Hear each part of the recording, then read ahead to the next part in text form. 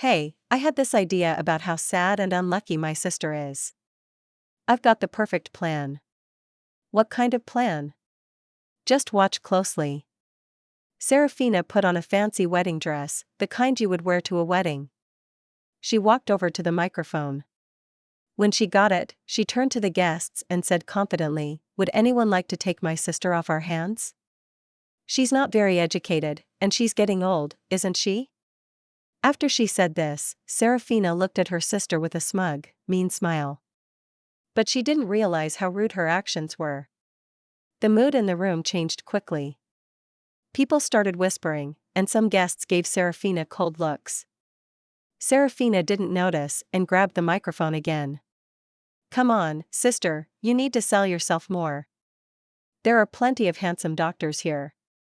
You really don't understand what you've done, do you?" In the next moment, something major and unexpected happened. "My name is Amy Schumer, a plain 31-year-old working woman. I don't have any outstanding features except for one unusual fact. After middle school, I pursued a career in law and became a lawyer. I have a sister named Seraphina who is 3 years younger than me. She's charming and sociable, so our family always treated her specially. I am not noticeable in appearance, just plain and average in style. I'm not especially charming, so my family and relatives never cherished me much. I hardly felt any affection and was treated coldly at home. I couldn't compete with Seraphina's natural charm, and she got all of our parents' love. All I received were harsh looks. I worked as hard as I could. I tried my best in my studies, earning good grades, hoping to get some attention from my family. But I could never outshine Seraphina. Eventually, I got tired of trying to win their love and decided to focus on something else. I gave up on being loved and put all my effort into studying. I promised myself that I would find my worth through my knowledge. Studying hard gave me confidence, and my efforts led to good results. I hoped that my success in school would one day earn me a word of praise from my parents. Holding on to this faint hope, I stayed up late every night studying throughout middle school. I was always at the top of my class and did better than other students in every test. But even then, my parents never praised me. Instead, they often criticized my grades. It's not just about being at the top, you need to get nearly perfect scores in every subject. Yes, even if you score 98% in science, it's not perfect. But this recent exam was really difficult, I would try to explain. "Again, your insufficient efforts are why you end up with such results," my mother would say sharply. Her voice was as cold as ice. "Are you intending to flaunt those less than perfect grades?" All I could do was apologize. "Yes, I'm sorry," I murmured softly. No matter how much time and effort I invested, my results never matched my parents' idea of perfect. They never acknowledged my efforts. Any score less than 101% was just a reason for them to scold me. But more than my parents' coldness, my sister Seraphina's seemingly innocent words hurt more. "Oh, sister, you're not getting lectured again, are you?" She would come into my room without permission and smirk at my report card. "Good grades, and still scolded? That's sad. I get praised for barely passing." "Did you come here just to say that?" I asked, feeling frustrated. "I was worried maybe you were down again, but I didn't expect such a cold reception," Seraphina said, pretending to be concerned. "If you were really worried, you wouldn't speak to me like that," I replied, trying to keep calm. "See, that's your problem. You're always like this, so standoffish. That's why mom and dad don't show you love," Seraphina said. Her gaze was cold as ice. She looked down on me with unmistakable contempt. For a brief moment, her attitude was clear, even as she left the room. After she was gone, I could hear her cheerful laughter with our parents from the living room. I should have been used to this by now, but the sadness overwhelmed me, and tears ran down my cheeks.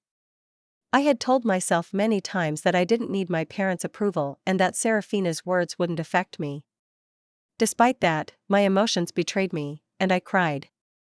In my hand was the crumpled report card, wrinkled from my tight grip. I resolved once again to stand on my own and escape from this stifling family environment. I decided that doing well in my studies and improving my abilities was the key to that escape. From that moment, I threw myself into my studies with even more determination. One day, as the open breeze swept through the classroom windows, I received an unexpected announcement from my father. "Amy, you will not go to high school. You will start looking for a job immediately," he stated coldly. I was at a loss for words, unable to hide my confusion. "Why would you say something like that?" I asked with a blank expression. "Further investment in you is unnecessary. If you want to go to high school, pay for it with your own earnings. If that's impossible, then you have no choice but to give up." "But I'm still in middle school. Work opportunities are limited for me.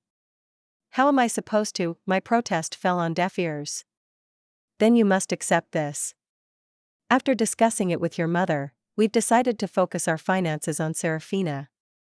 We can't afford to spend more on you," he declared firmly. "That's not fair."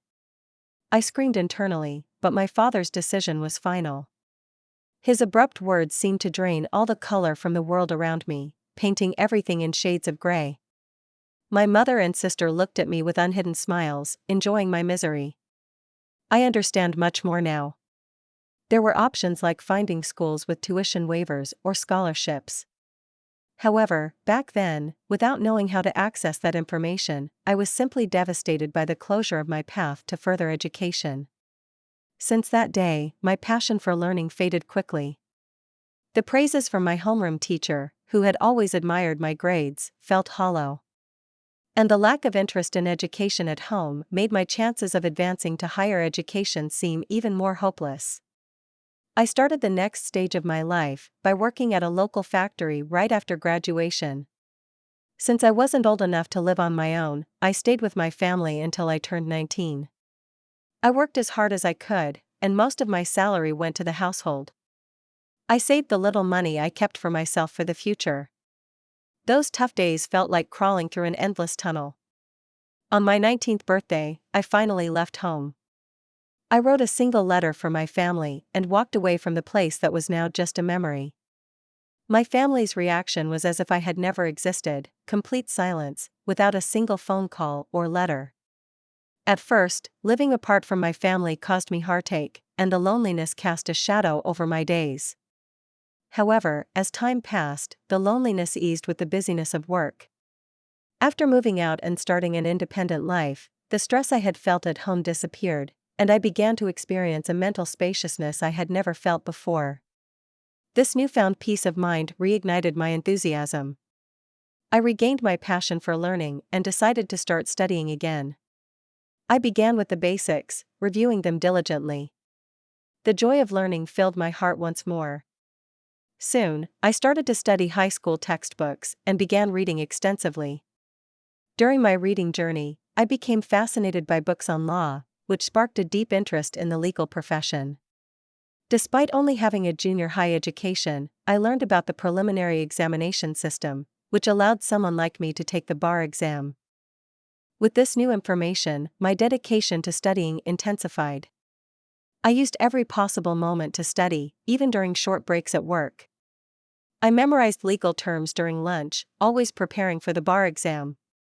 The people at my workplace, mostly older than me, saw my earnest efforts and supported me.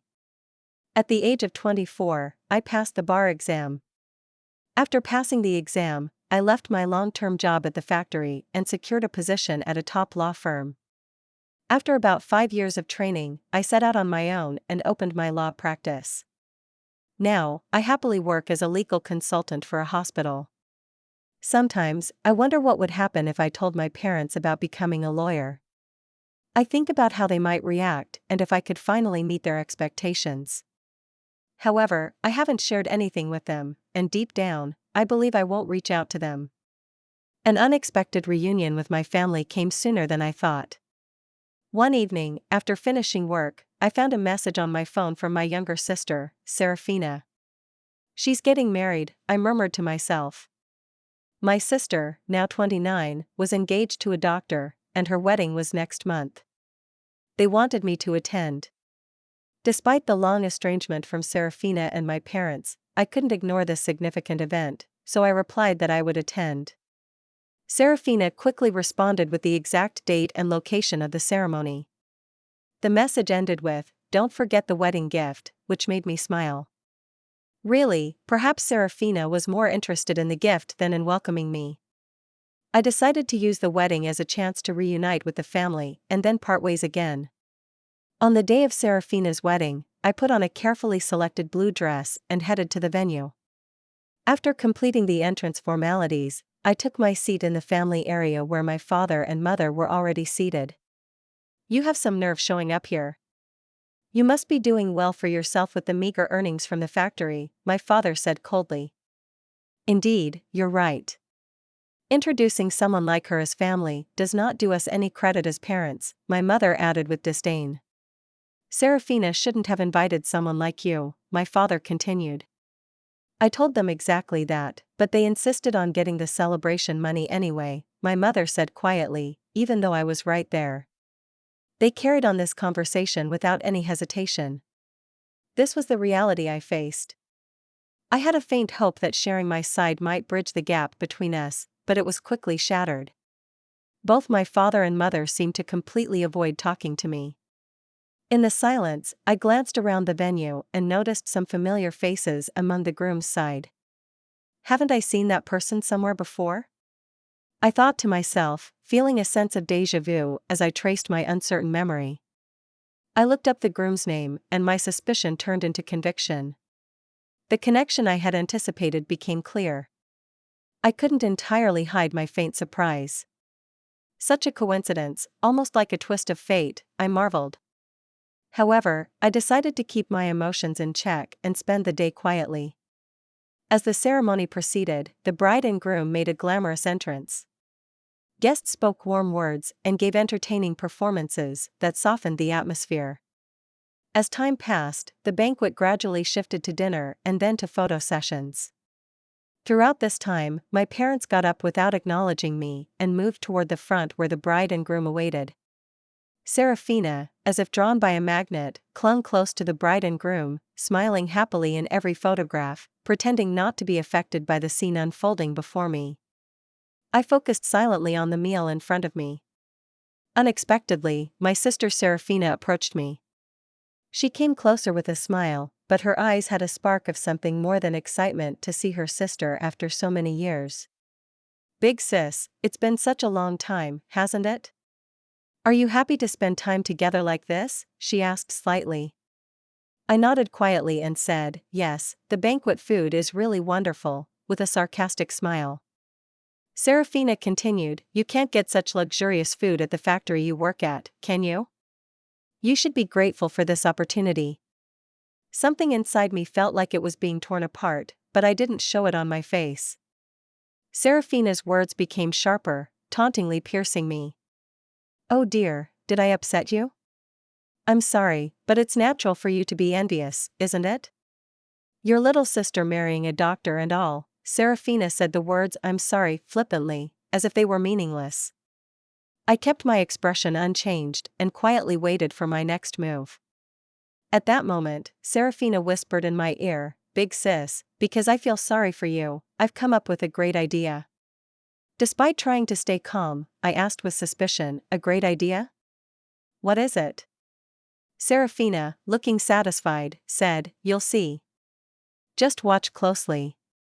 Wearing her elegant wedding dress, Seraphina gathered everyone's attention. She took a microphone from the staff and suddenly announced loudly to the guests, "Ladies and gentlemen, you may not be aware, but my sister is here. She may not have the highest education or be the youngest, but if there is anyone kind-hearted enough, could you please take her under your wing?" My face turned red. "What are you saying, Seraphina?" I exclaimed. Seraphina continued, even louder, "Although she doesn't earn much and leads a modest life, is there someone here who can brighten my sister's future?" As everyone focused on me, Seraphina seemed to enjoy my discomfort with a smug smile. At that moment, a shocking scene unfolded. Seraphina's rude behavior escalated, and even our normally gentle parents joined in. "Please treat her kindly," my parents added. This was the last straw for me. Rage swirled within me. To ridicule someone so much at a happy event? How far would they go? I couldn't believe it, but now it was time for them to face reality. As the atmosphere shifted and murmurs spread through the venue, Seraphina, unaware she was the center of attention, cheerfully called out, "Amy, look, there are so many doctors here. It's your chance." I stayed silent but conveyed my strong will through my sober gaze. "This is the end for you," I continued more calmly. "You'll understand soon just how terrible your actions have been." Just as Seraphina tried to make an excuse, the groom suddenly raised his voice. "Wait, please. Why are you leaving your seats?" The venue was riveted by his voice, looking toward the groom. It was clear all his colleagues from work were standing up, heading for the exit. Even as the groom tried to stop them, a dignified man who appeared to be the hospital director spoke to the groom with determination. "The recent remarks of the bride were so unpleasant that I'm in disbelief. I apologize, but we can no longer stay here. We will take our leave now," the hospital director said. The groom hurried to stop him, offering to take responsibility for Seraphina's words and actions. "Please wait. I admit her words were inappropriate. I'll speak to her directly and ensure she changes her behavior." However, the hospital director pointed out the gravity of the issue and revealed something the groom didn't know. "The problem isn't just that. Do you not know what kind of person her sister is?" The groom, confused, admitted, "No, I only met her sister for the first time today. All I've heard is that she worked in a factory after graduating from middle school." The hospital director couldn't hide his irritation. "Don't be ridiculous. Her sister is a respected lawyer and serves as the legal advisor to our hospital." The groom was shocked to learn this, indicating he had no idea I was the hospital's legal advisor. Seraphina and my parents were also speechless. I was the legal advisor of the hospital where Seraphina's fiancé worked. I had seen him several times at hospital events, which is why he looked familiar. The other guests probably realized this too. Seraphina's inappropriate comments only made things worse, and that's why the hospital director was so outraged. Although the groom himself had no direct relation to me, the hospital director and staff valued the legal advisor highly. The groom's face turned red, and he stepped towards Seraphina, raising his voice. "What on earth is this? Because of your carelessness, my reputation is now tarnished." Seraphina stumbled over her words, then defended herself like a bewildered child. "It's not like that. I truly had no idea my sister was in such a prestigious position." Growing more indignant, the groom continued to scold Seraphina. "Ignorance is no excuse.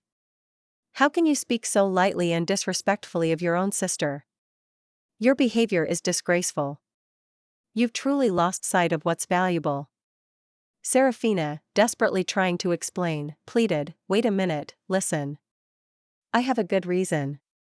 However, the groom, without giving her a chance to explain, declared decisively, "The marriage is off. I have no interest in hearing your excuses.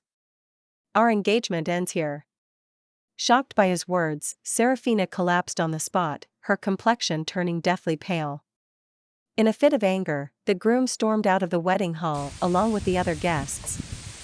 As I was about to leave, I heard a desperate cry for my sister behind me. "Please help me, Amy." Without being swayed by her cries, I confronted her with a stern tone. "Help you? Why should I? The situation you're in is because of your own actions. Making jokes at others' expense and then playing the victim is pathetic." Seraphina, filled with confusion and anxiety, pleaded, "Why are you using such harsh words? If I had known about your success as a lawyer," with a quiet yet firm attitude, I responded, "why should I need to inform someone who has never contacted me about my profession? In fact, I was planning to end our relationship after this wedding. But now, seeing your unfortunate end, I am somewhat satisfied. You must be disappointed that your engagement to a doctor has been called off. Well, you'd better work hard to find your next prospect." With these words, I left the venue with dignity. From afar, I could hear the critical voices of my parents and other guests. Everything proceeded as expected, and Seraphina's marriage was no more. My parents, who had thought a secure future was assured through Seraphina's marriage to a doctor, expressed their anger toward her for the first time. Unable to withstand their anger, Seraphina sought help with a broken heart, but I ignored her pleas. I never answered her calls, despite repeated attempts, and cut off all contact with the family. I heard that Seraphina had quit her job and was now without employment, estranged from our parents, and spending her days shut in at home. As for me, I am very happy with both my work and private life, living peacefully without any big problems.